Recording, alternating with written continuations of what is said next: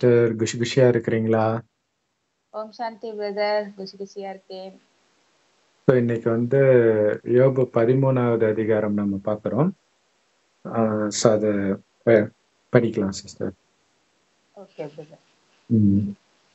இதோ இவைகள் எல்லாவற்றையும் என் கண் கண்டு என் காது கேட்டு அறிந்திருக்கிறது. நீங்கள் அறிந்திருக்கிறதை நானும் அறிந்திருக்கிறேன். நான் உங்களுக்கு தாழ்ந்தவன் அல்ல. சர்வ வல்லவரோடே நான் பேசினால் நல்லது. தேவனோடே நியாயத்திற்காக வழக்காட விரும்புவேன். நீங்கள் பொய்யை பிணைக்கிறவர்கள்.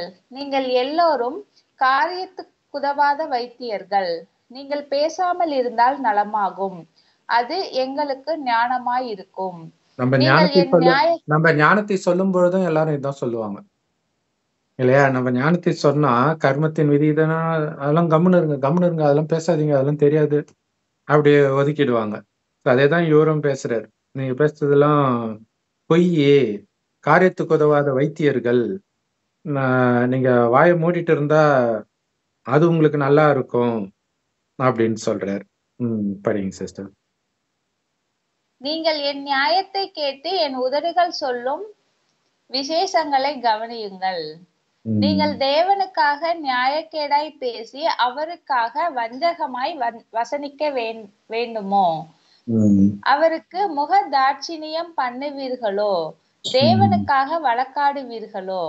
அவர் உங்களை ஆராய்ந்து பார்த்தால் அது உங்களுக்கு நலமாய் இருக்குமோ? மனுஷனை பரியாசம் பண்ணுகிறது போல அவரை பரியாசம் பண்ணுவீர்களோ? நீங்கள் அந்தரங்கமாய் முகதாட்சிணியம் பண்ணினால் அவர் உங்களை எவ்விதத்திலும் கண்டிப்பார். அவருடைய மகத்துவம் உங்களை திடுக்கிட பண்ணாதோ? அவருடைய பயங்கரம் உங்களை பிடிக்க மாட்டாதோ? இதுல பாத்தீங்கன்னா உண்மையிலே கடவுளை திட்டுறது வந்து யோபுதான் திட்டுறான் இல்லையா? ஆனா திட்டுறான்னா என்னன்னா, நான் நல்லது பண்ண எனக்கு இப்படி பண்ணிட்டாரு, அவர் நினைச்சா என்ன வேணாலும் பண்ணுவாருன்ட்டு. இவங்க மத்தவங்க சொல்றாங்க அப்படிலாம் கடவுள் நீதிமானா இல்லாம இருக்க மாட்டாரு, நீ ஏதோ பண்ணிருப்ப, பட் இருந்தாலும் இதுல ஒரு நன்மை இருக்கும், போக போக உனக்கு பெரிய இடத்துல வைப்பாரு அப்படின்னு அவங்களும் கரெக்டா தான் சொல்றாங்க. ஆனா இங்க ஒரு ஒரு பார்ப்போம் எப்படி போகுது பைபிள்ன்ட்டு. அப்ப வந்து நான் சொல்றதை கேளுங்க. அவருக்கு வஞ்சகமாய் வசனிக்கணுமா? தேவனுக்காக நியாயக்கேடாய் பேசி அவருக்காக வஞ்சகமாய் வசனிக்க வேண்டுமா அப்படின்னு என்னதான் கடவுளுக்கு ஜால்ரா போடுறீங்களா அப்படி கேக்குறாரு. அவருக்காக நீங்க வந்து நியாயக்கேடா பேசுறீங்களா? ஏன்னா நான் தப்பு பண்ணலன்னு எனக்கு தெரியும் சொல்றாரு. இது எல்லாத்துக்கும் ஒரே மூல காரணம் மறுஜென்மம் பற்றிய ஞானம் இல்லாதது. அப்ப ஏன்னா ஒரு நல்ல குடும்பத்துல பிறந்திருந்தா தப்பு பண்ணாமலே கூட இருந்திருக்கலாம். பட் இருந்தாலும் அவரு பண்றது தப்புன்னு சொல்றதுக்கு அவருக்கு யாரும் கிடையாது. ஏற்கனவே சொன்ன மாதிரி ஆடு மாடு சாப்பிடுறது, வெட்டுறது, இதெல்லாம் பண்ணிட்டு தானே இருக்கிறாரு. காமம் தப்பு இதெல்லாம் தெரியாது இல்லையா? சரி, ஓகே. அடுத்தது, கடவுளுக்கு முகஸ்துதி பாடுறீங்களா நீங்க? அவருக்காக நீங்க என்ன ஜட்ஜா அப்படின்ட்டு எனக்கும் கடவுளுக்கும் நடுவுல நீங்க யாரு அப்படி கேக்குறாரு கோபமா. சரி, அவர் உங்களை ஆராய்ந்து பார்த்தா உங்களுக்கு நலமா இருக்கும்னு நினைக்கிறீங்களா? இப்ப எனக்கு ஆராய்ந்து பார்த்து எனக்கு ஏதோ தண்டனை கொடுக்குறாரு. இப்ப நீங்க ஏதோ ஓகே, நான் பாவம் செஞ்சதாவே இருக்கட்டும், அப்ப அவர் உங்களை ஆராய்ச்சி பண்ணா எந்த தப்பும் இல்லாம இருக்குமா அப்படின்னு கேக்குறாரு. இது வந்து ஒரு நியாயமான விஷயமும் கூட. மனுஷனை பரியாசம் பண்ற மாதிரி அவரை பரியாசம் பண்ணுவீர்களோன்னு போட்டிருக்கிறாங்க. சோ எப்படியா இருந்தாலும் அவர் வந்து உங்களை தண்டிக்கதான் செய்வார். நீ வந்து முகதாட்சண்யம் பாடிட்டன்றதுக்காக விட்டுற மாட்டார். அப்படிலாம் விடுறதா இருந்தா எந்த பாதிரியாரும் எந்த குற்றத்திலும் சிக்க மாட்டாங்க இல்ல? எத்தனை பாலியல் குற்றத்தெல்லாம் சிக்கிறாங்க. Correct brother. இப்போ ஒரு பாயிண்ட் சொல்லிக்கலாம் பிரதர். அதாவது அதான் பக்தி பண்றதாலயோ மந்திரங்கள் சொல்றதுனாலயோ இப்ப நம்ம பாவத்துல இருந்து விடுபட முடியாது. அதுதான் இங்க முக்கியமான விஷயமே. அது முகதாட்சண்யம் தானே. போற்றி போற்றி போற்றின்னு சொல்லிட்டு மகிமை மகிமை உண்டாவதாக மேரிக்கு மகிமை உண்டாவதாக, இயேசுக்கு நம்ம மகிமை குணத்தை உண்டாவதாக. மாத்திக்கிட்டு உள்முகமா இருந்து நம்மளுடைய பாவ கர்மங்களை எரிக்கணும். So, அத அந்த பண்ணா ரகசியத்தை மட்டும்தான் இது பாவத்தை சொல்லுது. கழுவு. மகிமைப்பாடுனா ஒண்ணும் கரெக்ட். வேலைக்கு ஆகாது அப்படின்னு சொல்றாரு. ஓகே. அவருடைய மகத்துவம் உங்களை திடுக்கிட பண்ணாதோ. இப்ப எனக்கு ஒரு பிரச்சனை வருது. இப்ப ஒரு வயசானவரு தனியா இருக்கிறாருன்னா, நீ சின்ன வயசுல மருமகளை என்ன கொடுமைப்படுத்தின, அதனாலதான் இப்படி இருக்கிறேன்னு நீங்க சொல்லலாம். உனக்கு இந்த நிலை வராதா? அது ஒரு யோசிக்க வேண்டிய விஷயம் இல்ல. நீ என்ன சொல்ற? ஓகே, இப்ப என்னை பார்த்து நீ நகைக்கிற நிலைமையில நான் இருக்கிறேன். உனக்கு வராதுன்னு உன்னால சொல்ல முடியுமா? அந்த மாதிரி சொல்றாரு. ஆனா ஆனா இவர் வந்து நான் நியாயமா தான் இருந்தேன். எனக்கு இப்படி வருது. உனக்கு வரவே வராதுன்னு நீ நினைக்கிறியா? அவருடைய பயங்கரம் உன்னை தாக்காதா? அப்படின்னு கேட்கிறார். படிங்க சிஸ்டர் 12ல இருந்து. உங்கள் பெயரை நினைக்க பண்ணும் அடையாளங்கள் சாம்பலுக்கு சரி. சாம்பலுக்கு சரி. ஓகே. உங்கள் பெயரை நினைக்க பண்ணும் அடையாளங்கள் சாம்பலுக்கு சரி. உங்கள் மேட்டிமைகள் சேற்று குவியல்களுக்கு சமானம். நீங்கள் மௌனமாயிருங்கள், நான் பேசுகிறேன், எனக்கு வருகிறது வரட்டும். நான் என் பற்களில் என் சதையை பிடுங்கி என் பிராணனை என் கையிலே வைப்பானேன். அவர் என்னை கொன்று போட்டாலும் அவர் மேல் நம்பிக்கையாய் இருப்பேன். ஆனாலும் என் வழிகளை அவருக்கு முன்பாக ரூபகாரம் பண்ணுவேன். அவரே என் ரட்சிப்பு. மாயக்காரனோ அவர் சந்நிதியில் சேரான். என் வசனத்தையும் நான் சொல்லி காண்பிக்கிறதையும் உங்கள் செவிகளால் கவனமாய் கேளுங்கள். இதோ என் நியாயங்களை அணி அணியாக வைத்தேன். என் நீதி விளங்கும் என்று அறிவேன். என்னோடே வழக்காட வேண்டும் என்று இருக்கிறவன் யார்? நான் மௌனமாய் இருந்தால் ஜீவித்து போவேனே. 2 காரியங்களை மாத்திரம் எனக்கு செய்யாதிருப்பீராக. ஓகே சிஸ்டர், இது வரைக்கும் பார்ப்போம். இதுல பாத்தீங்கன்னா, இயேசு கிறிஸ்துவை இதே மாதிரி வந்து புடிச்சிட்டு போவாங்க. புடிச்சிட்டு போகும்பொழுது சிலுவையில ஏத்துறதுக்கு முன்னாடி அந்த கோர்ட்ல வைக்கும் பொழுது, என் மேல உங்களால ஏதாவது குற்றம் கண்டுபிடிக்க முடியுமான்னு கேட்பாரு. இவரும் அதே தான் கேட்கிறார். அதே விஷயம்தான் இங்க நடக்குது. அப்ப அந்த தைரியம் எப்ப வருது அப்படின்னா, உங்க மேல குற்றம் இல்லைன்னா வரும். கடவுள் கிட்ட, மனிதர்கள் கிட்ட அது ஈடுபடாது. மனுஷன் பழி வாங்கணும்னு நினைச்சா பழி வாங்கிட்டு போயிட்டே இருப்பான் இல்லையா? கடவுள் கிட்ட நீங்க கேட்கலாம் தைரியமாக. அப்ப இப்ப நீங்க உருவாக்கி வச்சிருக்கக்கூடிய அடையாளம், பேரு இதெல்லாம் சாம்பலுக்கும் சேத்துக்கும் சமம்ன்ற. நீங்க பெரிய பதவியில இருக்கலாம், ஒரு நல்ல பேரு வாங்கி வச்சிருக்கலாம், கடவுளுக்கு சிறந்த ஊழியன் பேரு, இதெல்லாம் சேத்துக்கு சமம்ன்ற. அதனால நீங்க அமைதியா இருங்க. எனக்கு தானே வரப்போகுது. கடவுள் என்கிட்ட தானே கோச்சுக்க போறாரு. பரவாயில்ல, நான் அவர்கிட்ட பேசுறேன். ஏன்னா அவர் வழிபடி நான் நடக்கிறேன்னு எனக்கு தெரியும். நான் பேசுறேன்ற. சோ அதுதான் அங்க இயேசு காட்டுற அந்த தைரியம். என் மீது ஒரு குற்றத்தை உன்னால காட்ட முடியுமா? அப்ப ராஜாவும் சொல்றாரு, நான் இவன் மீது எந்த குற்றமும் பார்க்கவில்லைன்னு சொல்லுவார். சோ இந்த விஷயங்கள்லாம் எப்ப ஆக்சுவலா நடக்கும்னா, கடைசியில நடக்கும், நமக்கு காட்சி போட்டு காட்டும் பொழுது. அப்ப காட்சி காட்டும் பொழுது இதுல 2 விஷயம் இருக்குது. இதுல வந்து தண்டனையாக கொடுக்கப்படுறதாக காட்டப்படுது. ஆனா தண்டனைன்றதை விட முன்ஜென்மங்கள்ல நிறைய காமம் சார்ந்த தவறு செஞ்சீங்கன்னா அந்த பாவம் செய்யற குணம் உள்ள இருக்கும். அதை தூண்டுற ஸ்லைட்டா ஸ்பார்க் வந்துட்டா போதும். அப்படிதான் முதல்ல காமம் வந்திருக்கும் நமக்கு சின்ன வயசுல இருந்து பாத்தீங்கன்னா. அது எப்படி திடீர்னு வந்திருக்கும்? இத்தனைக்கும் அப்ப எந்த படமும் பார்த்திருக்க மாட்டீங்க, காமம்னா என்னன்னு கூட தெரிஞ்சிருக்காது. ஆனா அந்த ஒரு சலனம் ஆகுது. அது முன்ஜென்மத்தோடைய ஸ்பார்க் ஸ்லைட்டா வருது. அதைத்தான் இப்ப கடவுள் அழிக்க சொல்ற. எப்படி அழிக்க சொல்றாருன்னா, நீங்க உடம்புன்னு நினைக்கும் போதுதான் இந்த பிரச்சனை வருது. இந்த பூமியை நான் 5000 வருடம் முன்பு சொர்க்கமாக படைக்கும் போது அங்க காமம் இல்லாத உலகத்தை தான் படைத்தேன். அதனாலதான் அங்க பரிசுத்தமான மனைவிகள் உங்களுக்கு இருப்பாங்கன்னு குரான்ல இருக்கும். ஒரு பெண்ணை இச்சையா பார்த்தாலே நீ விபச்சாரம் பண்ணிட்டேன்னு இயேசு சொல்ற. நீங்க எந்த பொண்ணையும் இச்சையா பார்த்ததே கிடையாதுன்னா கண்டிப்பா உங்களால மனைவியோட காமத்துல ஈடுபட முடியாது இல்லையா? சோ அப்ப அந்த மனதின் போதை தான் அப்படி வருது. சோ அப்ப அந்த போதை இல்லாத உலகத்தை தான் கடவுள் படைக்கிறார். எல்லாருடைய கவனமும் ஆத்மாவில இருக்கும். புருவ மத்தியில தான் உங்களுடைய கவனம் இருக்கும். அதாவது நட்சத்திரம் மாதிரி நம்மளுடைய உயிர் அங்க இருக்குது. அதனாலதான் அங்க போட்டு வைக்கிறோம். சோ அந்த ஆத்மா தான் கண்ணு வழியா பாக்குது, வாய் வழியா பேசுதுன்ற புரிதல் நிரந்தரமாக இருக்கிறதுனால மற்றதெல்லாம் ஒரு பொம்மை மாதிரி. அந்த பொம்மையை இயக்கிறது ஒரு உயிர். அதைத்தான் பார்த்துக்கிட்டு இருப்பாங்க. அதுதான் கண் வழியா பாக்குது, வாய் வழியா பேசுது. அந்த கவனத்திலேயே அவங்க இருக்கிற காரணத்தினால ரொம்ப அழகா இருப்பாங்க. ஆனா அவங்களை அது டிஸ்டர்பே பண்ணாது. எப்ப டிஸ்டர்ப் ஆகுதுன்னா 2500 வருஷம் கழிச்சு ஆத்மால இருந்து கவனம் வெளியில போகுது. அப்பதான் அந்த உடலை பார்த்து பார்த்து கொஞ்சம் கொஞ்சமா மயங்க ஆரம்பிக்கிறோம்.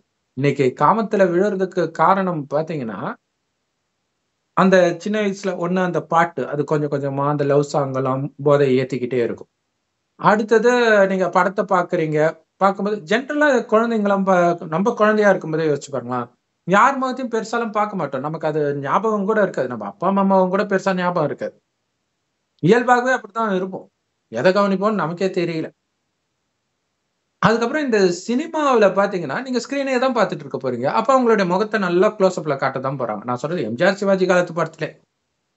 அதோடைய தாக்கம் கொஞ்சம் கொஞ்சமா ஆத்மா சக்தி இழந்து இழந்து அழகா இருக்கிறாங்க இவங்க முகத்தை பார்த்தே. அது தோண தோண தோண தோண அதுக்கப்புறம் இன்னும் விகாரத்துக்கு போகும்போதுதான் உடல் பக்கம் கவனம் வருது. சோ அதையுமே க்ளோஸ் அப்ல அவங்க காட்டும்போது உங்க கண்ணு ஸ்கிரீன்ல தானே இருக்க போகுது. சோ அப்ப அதையே பார்த்துட்டு நிஜத்தில் பார்க்கும்போது உங்களுடைய கவனம் வந்து கண்ணா பின்னான்னு போக ஆரம்பிக்கும். சோ இப்படிதான் சாத்தான் வந்து வர்றான் இங்க நரகத்துல. இந்த ரகசியத்தை கடவுள் சொல்ற. உடம்ப பார்த்ததுனாலதான் உனக்கு இந்த பிரச்சனை. ஆனா நீ இந்த அழியக்கூடிய உடம்பு கிடையாது. அது என்ன சொல்றது, ஈசல் மாதிரி இல்லையா? திடீர்னு அப்படியே நைட்டு பொச பொச பொசன்னு ஒரு மழை பெஞ்ச அன்னைக்கு காலையில பார்த்தா செத்து போயிடும். அந்த மாதிரிதான் மனிதனுடைய இளமை எல்லாம். சோ இதை புரிஞ்சுக்கிட்டு ஆத்மாவில மட்டும் கவனம் வைகின்ற. அப்ப என்ன ஆகும்னா சதா ஆனந்தமா இருப்போம். ஏன்னா ஆத்மாவுடைய உண்மையான குணமே ஆனந்தம் தான். சோ அந்த ஆனந்தத்திலேயே நீங்க மூழ்கி இருக்கணும்னா மற்றவர்களை ஆத்மான்னு பார்த்தா மட்டும் போதாது. ஏன்னா இப்ப உடல் உணர்வுல மூழ்கி கிடக்குறோம். டக்குன்னு பாத்திர மாட்டோம். தண்ணி அடிக்கிறோம், டக்குன்னு திருந்திட மாட்டான். சோ அப்ப என்ன சொல்றாரு, இந்த ஆத்மாவுடைய அப்பா பரமபிதா. அவரைதான் அல்லாஹ், சிவன் சொல்றது. கடவுள் ஒருவர் தான். தாயின் கர்ப்பத்தில் ஒருபோதும் பிறக்காதவர். ஆனா அவரே கடைசி 100 வருடம் ஒரு வயோதிகர் உடல்ல வந்து இந்த ஞானத்தை கொடுக்கிறார். சோ அப்ப அவரை நீங்க நினைக்க நினைக்க ஆத்மாவிற்கு அந்த சக்தி வரும்ன்ற. அவர் செம்பன் நிறமான ஒளி உலகத்துல நட்சத்திரமா இருக்க. இதைத்தான் பரந்தாமம்னு இந்துக்களும் பரலோகம்னு கிறிஸ்தவர்களும் சொல்றாங்க. சோ அவரை நினைக்க நினைக்க என்ன ஆகுது, வெளியில இருக்கக்கூடிய கவனம் எல்லாம் கூடவே நீங்க வெளி விஷயத்த கட் பண்ணவும் செய்யணும். பார்த்தும் பார்க்காம கேட்டும் கேட்காம இருக்கணும். சோ அப்படி இருக்க இருக்க ஆத்மான்னு உணர்ந்து உடல்னு ஒண்ணு இருக்கிறதே மறந்துடுங்கன்ற. வெறும் ஒளியாக இருக்கிறன்றது மனதுக்குள்ள ஞாபகம் இருந்துகிட்டே இருக்கணும். இருந்துகிட்டே இறைவனை நினைச்சுக்கிட்டே இருங்க. அப்படி நீங்க நினைக்க நினைக்க என்ன ஆகும்னா ஒரு டைமுக்கு அப்புறம் வெளி உலக கவர்ச்சியில உங்களுடைய புத்தி மயங்கவே மயங்க. முழுக்க முழுக்க இறைவன் கிட்டயே இருக்கும் உங்களுடைய கவனம். அப்ப என்ன ஆகும் அப்படின்னா காமத்தை தூண்டக்கூடிய விஷயம், கோபத்தை தூண்டக்கூடிய விஷயம் எல்லாம் ஒண்ணு பின்னாடி ஒண்ணு வேகமா வரும் உங்களை தாக்கத்துக்கு. ஏன்னா இந்த காமம், கோபம், பற்று, பேராசை, அகங்காரம், இந்த 5 விகாரம் தான் சாத்தான், ராவணன் இப்படி எல்லாம் சொல்றோம். மாயா அப்படிலாம். அது எதுக்கு வருது அப்படின்னா நீங்க ஸ்ட்ராங் ஆகிட்டீங்களான்னு செக் பண்ணணும்ல. அதற்காக வருது. ஒரு விதத்தில் யோபுக்கு இது வர்றதுக்கு அதுவும் ஒரு காரணம் இல்லையா? பாவம் செய்தது மட்டுமே காரணம்னு சொல்ல முடியாது. பாவம் செய்யாம யாரும் இருக்க மாட்டாங்க கலியுகத்துல. அது வேற விஷயம். ஜெனரலா சொல்றேன், இறைவன் ஞானத்தின் படி நடக்கிறவங்களுக்கும் இது வரும். ஞானத்தை எடுத்த பிறகு. ஏன்னா நம்ம ஏற்கனவே பாவம் செஞ்ச பிறகுதான் ஞானம் கிடைக்குது. பக்தியிலையும் சரி ஞானத்திலையும் சரி சோதனை வரும்ல, அதானே டெஸ்ட் பேப்பர்னு சொல்றோம். ஓ நல்லா படிக்கிறாங்களா இல்லையான்னு எப்படி தெரியும்? எக்ஸாம், சின்ன சின்ன எக்ஸாம்ஸ் டெஸ்ட் எல்லாம் வைப்பாங்க, டேர்ம் டெஸ்ட்னு. அதெல்லாம் நம்ம எந்த அளவுக்கு நம்ம தகுதி இருக்குன்னு தெரிஞ்சுக்கலாம் இல்லையா? கண்டிப்பா. இப்ப ராமரை வந்து காட்டுக்கு அனுப்புறதே அந்த அரியணையில உட்கார்றதுக்கு அவருக்கு தகுதி இருக்கான்னு செக் பண்றதுக்கு தான். ராமராஜ்யம் அது சொர்க்கம். அது ஆக்சுவலா சொர்க்கத்தை அடைவதற்கு ஒருத்தர் என்ன பண்ணணும்ன்றதை நரகத்தில் அவருக்கு என்னென்ன சோதனை உட்படுத்தப்படுவார்கள் அப்படிங்கறதுதான் ராமாயணம், மகாபாரதம், குரான், பைபிள் எல்லாமே தவிர நிஜத்தில் நடந்த கதை கிடையாது. அப்ப ராமருக்கு அரியணை மீது ஆசை இல்லை. சித்தி போ சொன்னோன்னே பரவாயில்ல, நான் ஆண்டா என்ன, என் தம்பி ஆண்டா என்னன்ட்டு போயிரு. இது மாதிரி ஒரு தியாகமா பண்றாரு. ஆனா காமத்தை மட்டும் அவரால் எடுத்த உடனே விட முடியல. அதான் ராவணன் கடத்திட்டு போயிட்டான்னு காட்டுறது. ராவணன்றது காமத்தின் உருவம். ராவணனை அழித்து சீதையை மீட்டுட்டு வர்றாரு அப்படின்னா மனைவியின் மீது உள்ள காமத்தை அழிச்சிட்டாருன்னு அர்த்தம். அப்ப காமம் இல்லாம ஒரு ஆணும் பெண்ணும் ஒன்னா இருந்தா அது சகோதர சகோதரி உணர்வு இல்லையா? அப்ப அதுல பற்று இருக்கும். காமம் இல்லாட்டினால பற்று இருக்கும். அந்த பற்றையும் அழிக்கிறது தான் லக்ஷ்மணனையும் அவர் துரத்திடுவார். அது இன்னொன்னு, ஆத்மா கடவுளுக்கு ஆண் குழந்தை. ஏன்னா வாரிசு ஆகிறோம் அவருடைய சொத்தாகிய சொர்க்கத்துக்கு. அப்ப சகோதரனாக அவர் பார்ப்பதிலும் வெற்றி அடைந்தாரா? அதிலும் அன்பு இருக்கணும், பற்று இருக்கக்கூடாது. விலகிய அன்பு. அதுதான் கட்சியில லக்ஷ்மணனையும் துரத்துறதா காட்டுவாங்க. நீங்க எந்த கதையை பார்த்தாலும் இப்படிதான் வரும், எல்லா மதத்து கதையிலுமே. இங்க யோபுடைய கதையில பாத்தீங்கன்னா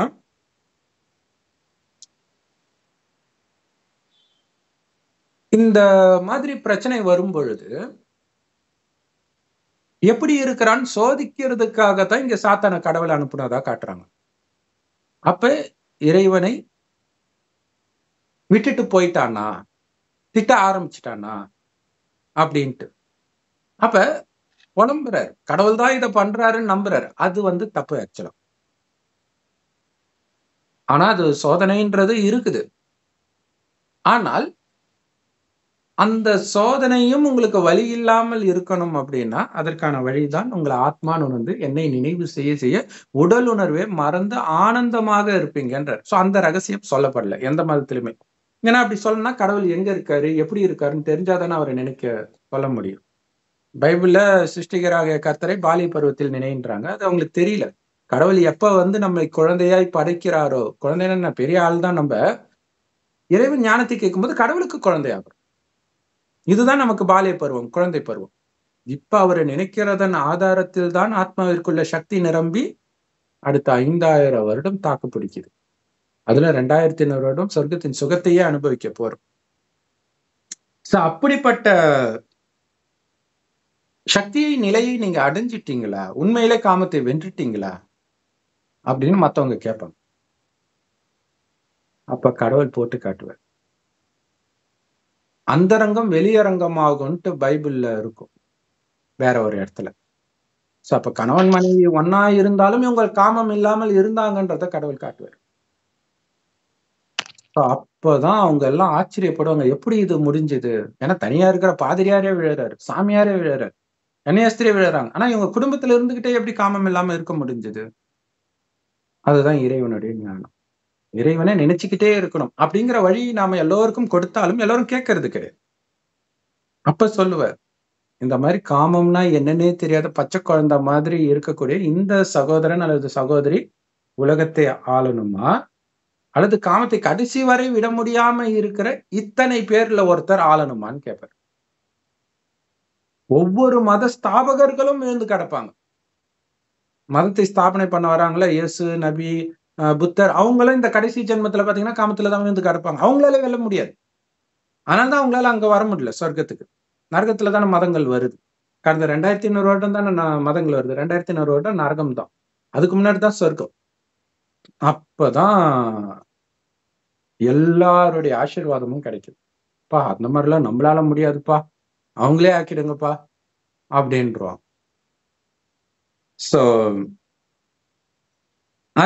அதுதான் விஷயம்.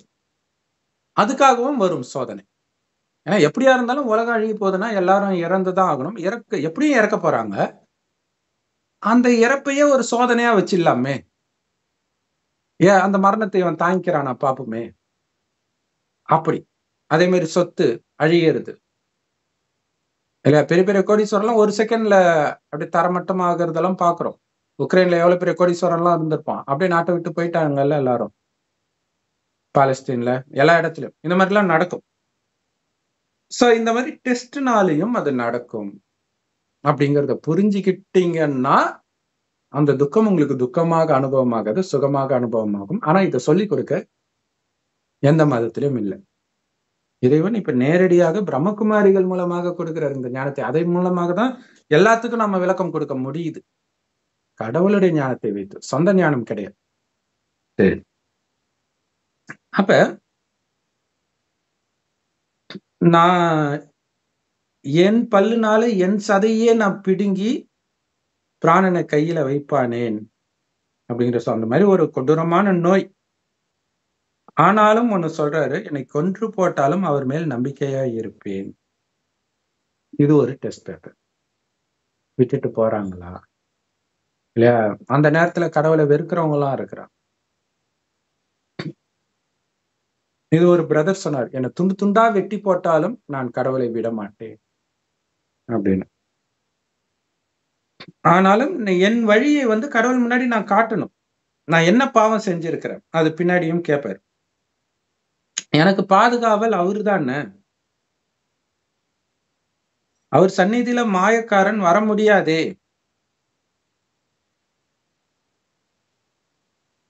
அப்படின்னு கேட்கிறேன். சோ அதனால நான் சொல்றதை கேளுங்க.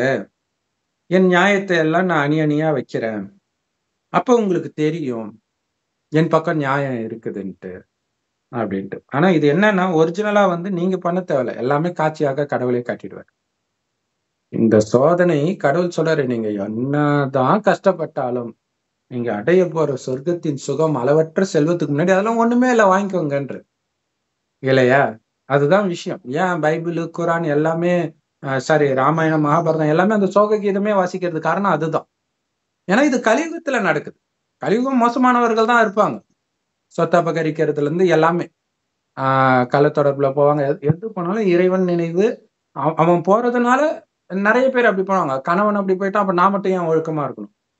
புரட்சி இப்படி எல்லாம் போறவங்க இருக்கிறாங்க.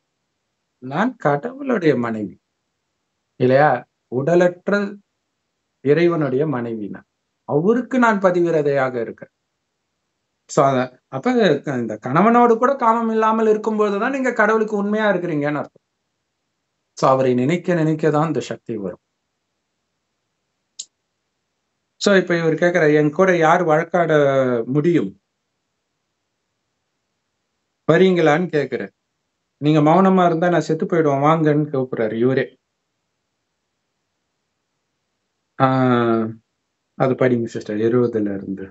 2 காரியங்களை மாத்திரம் எனக்கு செய்யாதிருப்பீராக, அப்பொழுது உமது முகத்துக்கு முன்பாக ஒளித்து கொள்ளாதிருப்பேன்.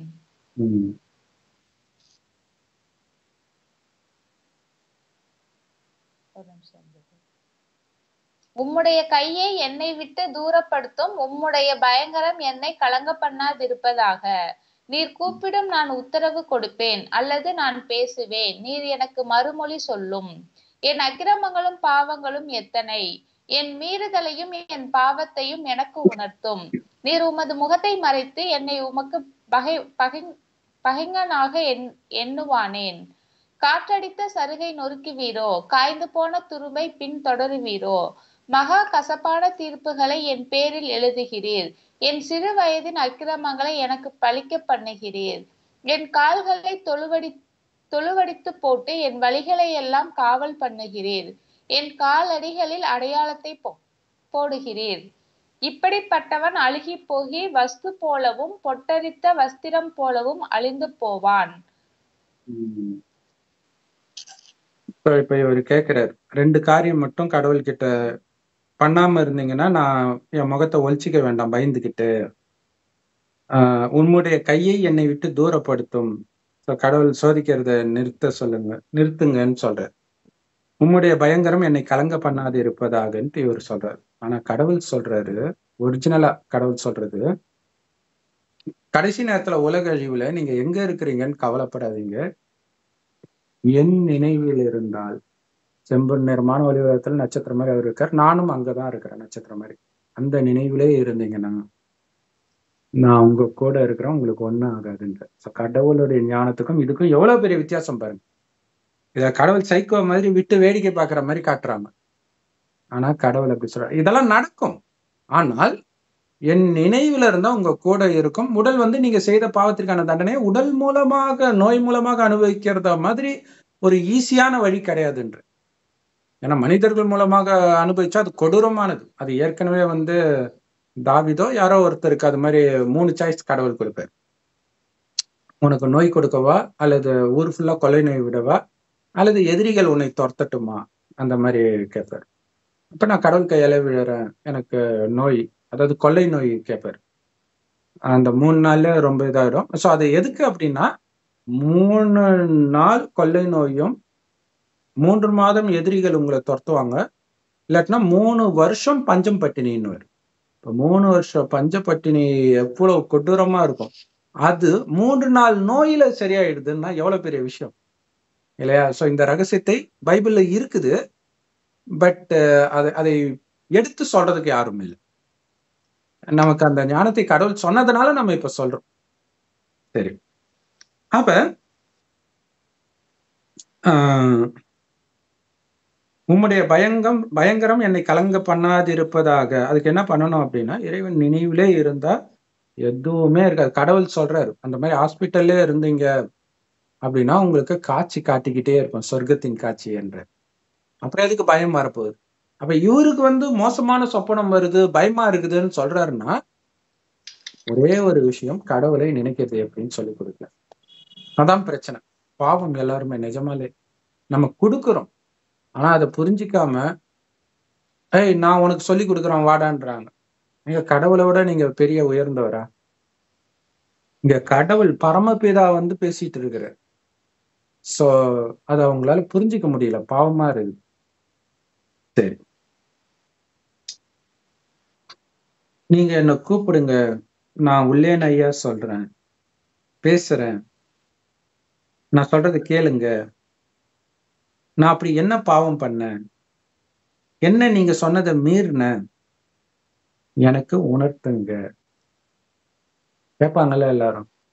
அப்பதான் காட்சி போட்டு காட்டுவேன். அப்படியே ஷாக் ஆகி நின்றுடுவாங்க எல்லாரும். அதே விஷயத்த நாராயணன் ஆக போறவர் எப்படி கை கொண்டார், நீ எப்படி கை கொண்ட? வெட்டு குத்துன்ட்டு போயிருப்ப, ஆனா அவன் அமைதியா விட்டுட்டு சிரிச்ச முகத்தோட போவான். இல்ல பைபிள் பழைய ஏற்பாட்டுல அப்படி சொல்லப்பட்டிருக்குதே, பழிக்கு பழி, அது ஒண்ணு நான் கொடுக்கலையே, கடவுள் வந்து கொடுத்தாரு. அது கடவுள் நேரடியா இப்ப வந்து பேசிட்டு இருக்கிறார். நீங்க வந்துட்டாருன்ற செய்தி சொன்னா கூட நீங்க கேட்க தயாரா இல்லை. கடவுள் என்ன பண்ண முடியும் அப்படின்னு காட்டுவார், என்ன மீறினீங்கன்றத காட்டுவார். ஏன்னா ஒரு சின்ன தப்பு பண்ணிட்டீங்கன்னா அடுத்தடுத்து தப்பு பண்ணிக்கிட்டே இருப்பீங்க. ஸ்லைட்டா கோபம் வந்துச்சுன்னா அது கொலை வரைக்கும் கூட போகும். பிரதர், இந்த வீடியோ பாக்குறவங்க எவ்வளவு பாக்கியசாலிகள். அவங்க இந்த வாய்ப்பை புரிஞ்சுக்கணும் இல்லையா? எவ்வளவு பேருக்கு இந்த ஞானம் கூட கிடைக்காம இருக்குல்ல. கரெக்ட். சமீபமா ஏதோ இதே மாதிரி ஏதோ ஒரு விஷயத்துக்காக யாரோ கொலை பண்ணி கடைசியில போலீஸ்ல போய் மாட்டிக்கிட்டாங்க. அந்த நேரம் தெரியாது, அந்த ஒரு செகண்ட்ல தெரியாது. ஏன்னா அதுக்கு உங்களுக்கு ஆத்மாக்கு சக்தி வேணும் முதல்ல, இல்லாட்டினா மிருகத்தனமா மாறிடும்.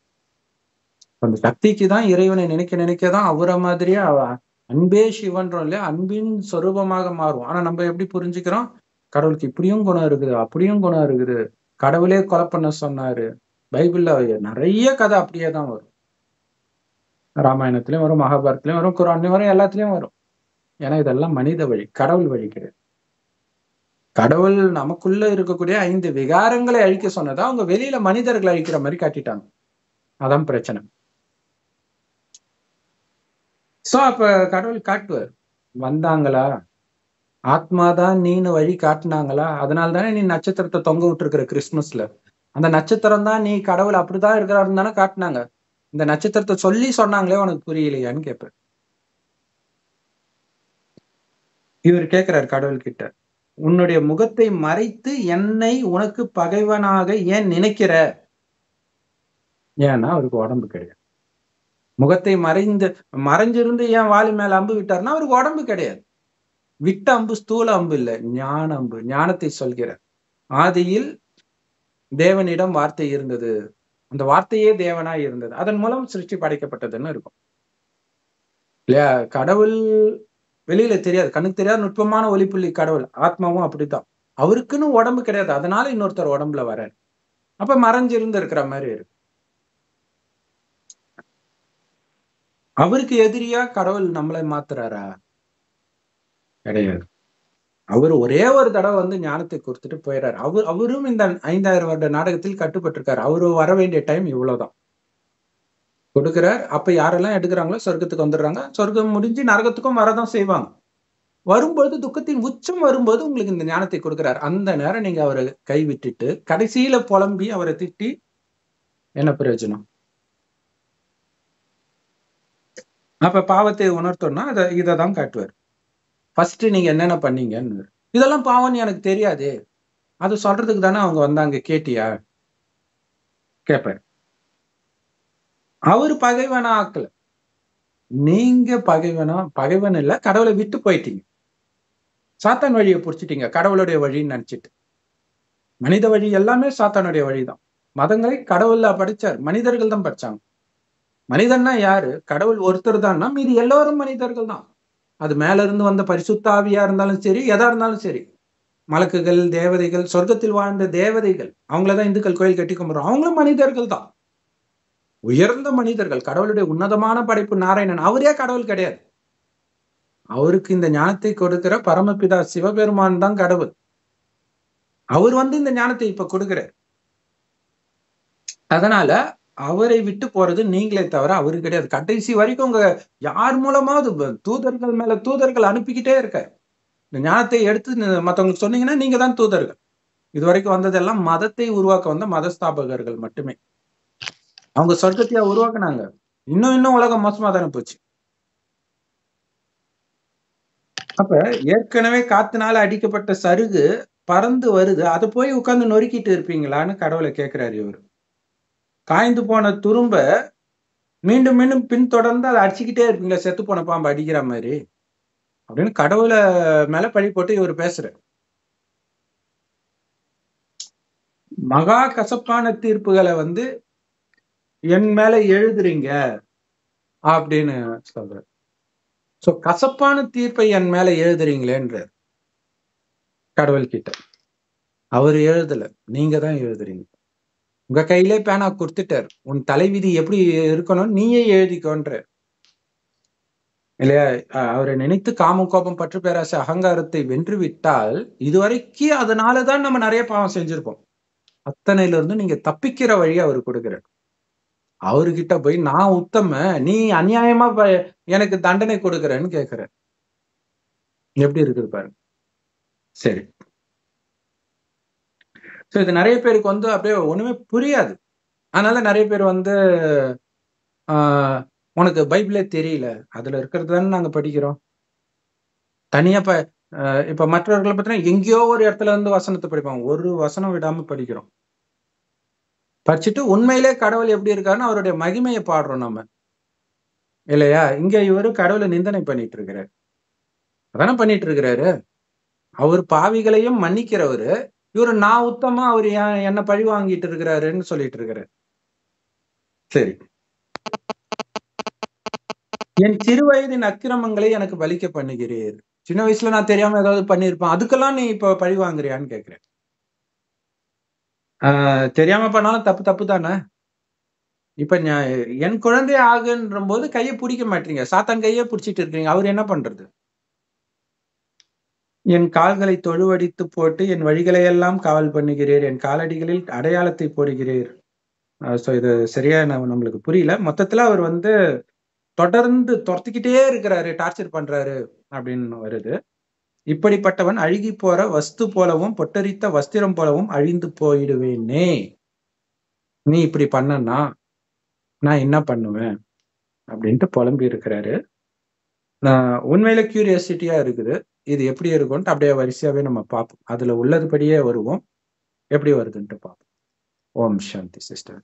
தேங்க்ஸ் ஃபார் வாட்சிங். சாந்தி பிரதர், தேங்க்யூ. Thank you sister.